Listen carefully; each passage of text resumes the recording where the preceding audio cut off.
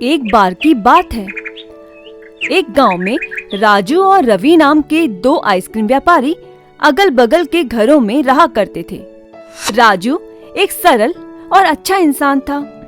वह गरीब था, इसी कारण छोटी आइसक्रीम ट्रॉली से ही वह अपना जीवन यापन करता था। वहीं दूसरी ओर रवि घमंडी और ईर्ष्यालु था। वह सदैव राजू की उस छोटी ट्रॉली को देखकर उसका मजाक उड़ाता था। हर रोज राजू और रवि आइसक्रीम बेचने के लिए अलग अलग रास्तों पे जाते थे। स्कूल की छुट्टी से पहले ही दोनों वहाँ पहुँच जाते थे। स्कूल के सभी बच्चे राजू के पास आकर ही आइसक्रीम खरीदते थे। वैसे तो रवि का आइसक्रीम ट्रॉली बहुत ही सुंदर और बड़ा था, फिर भी कोई भी उसके पास आकर आइसक्रीम नहीं खरीदता था। उसी समय एक गरीब लड़का रवि की ट्रॉली के पास आता है और उससे कुछ खाने के लिए मांगता है, लेकिन रवि गुस्से में उसे वहाँ से भगा देता है। बच्चा दुखी होकर वहाँ से चला गया और एक बेंच में बैठकर रोने लगा। राजू को उस बच्चे की ऐसी हालत देखकर अपना बचपन याद आ गया। राजू का बचपन भी ऐसे ही बीता था। वह भी एक अनाथ था। राजू तुरंत बच्चे के पास गया और उसे एक आइसक्रीम खाने को दी। राजू ने बच्चे से पूछा कि तुम्हारा नाम क्या है? क्या तुम्हारा कोई नहीं है? बच्चे ने उदास होकर कहा, मैं अनाथ हूँ, आप मेरा नाम छोटू ही समझ लीजिए। राजू बोला, बेटा अब से मैं तुम्हारी देखभाल करूँगा, तुम्हारी हर जरूरत को मैं पूरा करूँगा। क्या तुम मेरे साथ चलोगे? छोटू बहुत खुश होकर राजू के साथ चल दिया। जब राजू ट्रॉली के पास पहुंचा तो उसने देखा कि वह उसका ढक्कन बंद करना भूल गया था, जिसकी वजह से सारी आइसक्रीम पिघल चुकी थी। अब राजू उदास हो गया था, वह कुछ नहीं कर सकता था। वह छोटू को लेकर अपने घर की ओर चल दिया। आज तो छोटू आराम से सोया, लेकिन राजू पूरी रात सोचता रहा। फिर अगले दिन रोज की तरह राजू अपनी ट्रॉली को लेके आइसक्रीम बेचने के लिए तैयार हो गया। उसने छोटू से कहा, घर वापस आते समय मैं तुम्हारे लिए जरूरत की चीजें लाऊंगा। ऐसा कह के राजू सोचता हुआ वहाँ से निकल पड़ा। तभी आगे जाके राजू को रास्ते में एक मुनि नजर आए। राजू ने आगे जाकर मुनि को प्रणाम किया। मुनि ने राजू से पूछा, क्या समस्या है?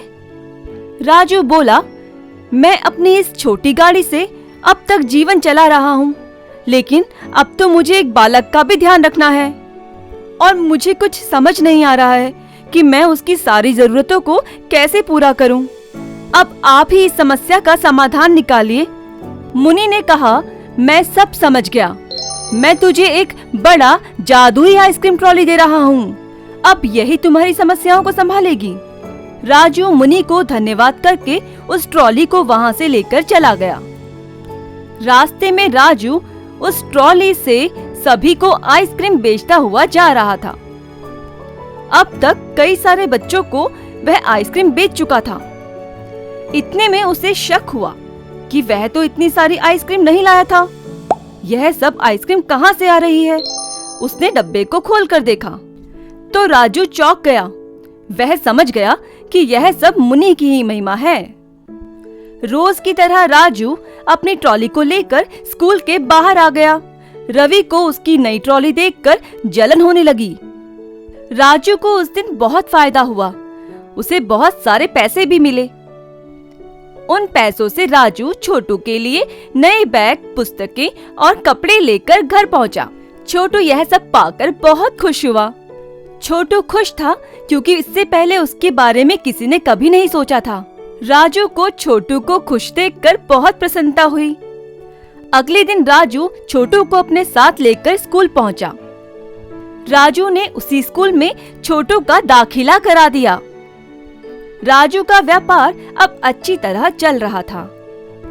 कुछ ही दिनों में राजू ने बहुत तरक्की कर ली। राजू अब एक धनवान आदमी बन चुका था। उसके पास अब सब कुछ था। छोटू भी सबसे बहुत खुश था। दूसरी ओर ईर्ष्यालु रवि राजू की इस खुशी को सह नहीं पाया। उसको लगा, कैसे ये आदमी इतनी आइसक्रीम बेच के पैसे कमा रहा है। जरूर ही इस ट्रॉली में ही कुछ गड़बड़ है। मैं आज रात ही इस बात का पता लगाऊंगा। रात के समय सब लोगों के सोने के बाद रवि चुपके से राजू की ट्रॉली के पास आकर खड़ा हो गया। उसने ट्रॉली के अंदर देखा, लेकिन ये क्या, उसे तो वहाँ सिर्फ आइसक्रीम की छड़ी दिखाई दी। इस पर भी उसे यकीन नहीं हुआ। उसने शक के कारण उस ट्रॉली के हथौड़े से मार मार कर टुकड़े टुकड़े कर दिए। रवि को लगा कि कोई जाग गया है। वह तुरंत वहाँ से भाग गया। फिर अगले दिन सुबह उठकर घर से बाहर आकर उसने देखा तो वह चौंक गया। उसकी ट्रॉली तो टूट चुकी थी, वहीं दूसरी ओर राजू की ट्रॉली तो सही सलामत खड़ी थी। रवि अपना सर पकड़कर रोने लगा। तो दोस्तों, इस कहानी से हमें यह शिक्षा मिलती है कि हमें कभी भी किसी से भी ईर्ष्या नहीं रखनी चाहिए।